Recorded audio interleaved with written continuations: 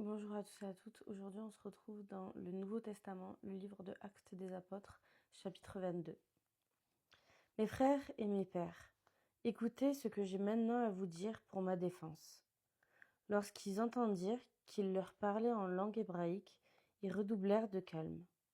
Paul dit alors, je suis né juif, né à Tars en Cilicie, mais j'ai été élevé à Jérusalem et formé aux pieds de Gamaliel dans la connaissance exacte de la loi héritée de nos ancêtres. J'étais plein de zèle pour Dieu, comme vous l'êtes tous aujourd'hui. J'ai combattu à mort cet enseignement, enchaînant et mettant en prison hommes et femmes. Le grand prêtre et tout le collège des anciens m'en sont témoins, puisque j'ai même reçu 2 des lettres pour les frères de Damas, où je me suis rendu afin d'arrêter ceux qui s'y trouvaient et de les ramener à Jérusalem pour les punir. J'étais en chemin et j'approchais de Damas quand, tout à coup, vers midi, une grande lumière venue du ciel a resplendi autour de moi.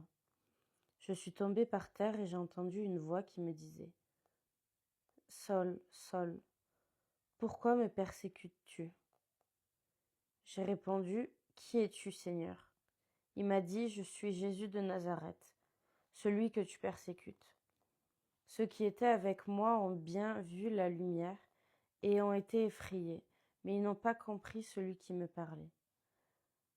Alors j'ai dit, que dois-je faire, Seigneur? Et le Seigneur m'a dit, lève-toi, va à Damas, et là on te dira tout ce que tu dois faire. Comme je ne voyais plus à cause de l'éclat de cette lumière, ceux qui étaient avec moi m'ont pris la main, et je suis arrivé à Damas. Or, un certain Ananias, un homme pieux, fidèle à la loi, et estimé de tous les Juifs qui résidaient à Damas, est venu me trouver. Il m'a dit, Saul, mon frère, retrouve la vue. Au même instant, j'ai pu le voir. Il a ajouté, le Dieu de nos ancêtres t'a destiné à connaître sa volonté, à voir le juste et à entendre les paroles de sa bouche. Car tu seras son témoin devant tous les hommes de ce que tu as vu et entendu. Et maintenant, pourquoi tarder? Lève-toi, sois baptisé et sois lavé de tes péchés, en faisant appel au nom du Seigneur.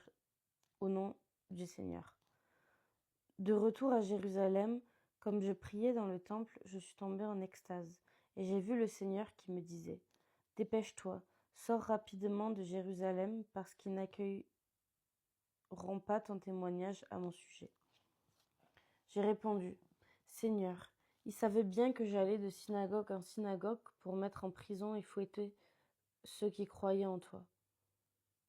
De plus, lorsqu'on a versé le sang d'Étienne, ton témoin, j'étais moi-même présent, approuvant son exécution et gardant les vêtements de ceux qu'il faisait mourir.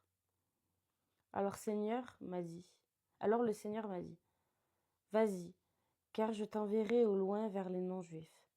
La foule l'avait écouté jusqu'à ces mots, mais ils se mirent alors à crier, fais disparaître de la terre un pareil homme, il n'est pas digne de vivre.